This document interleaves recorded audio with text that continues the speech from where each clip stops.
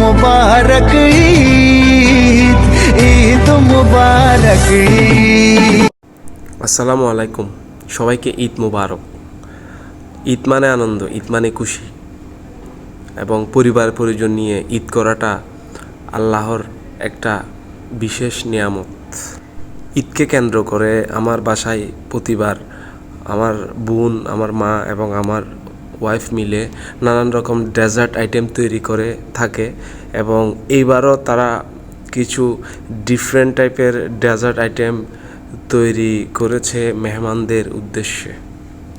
এবং ঈদের দিন নামাজ পড়ে এসে সবার সাথে কোলাকুলি এবং ঈদের শুভেচ্ছা বিনিময় হলো। ঠিক ঈদের দ্বিতীয় দিন আমি এবং আমার বোন, বউ এবং আমার ছোট্ট পাখিটা সহ সিএনজি যুগে আমার ফুফির বাড়িতে যাওয়ার জন্য বেরোলাম। এবং ঈদের সময় আসলে রাস্তায় বাড়তি চাপ না থাকার কারণে খুবই স্বাচ্ছন্দ্য বোধ করে আসলে বেড়ানো যায়।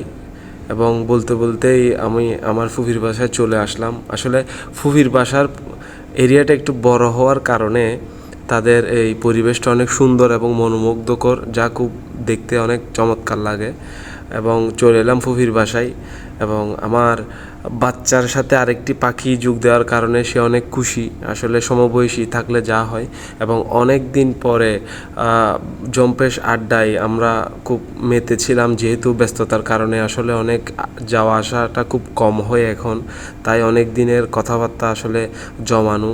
আমার বাচ্চাটাও তার পার্টনারকে পেয়ে অনেক খুশি, গাড়ি নিয়ে খুবই খুশি সে।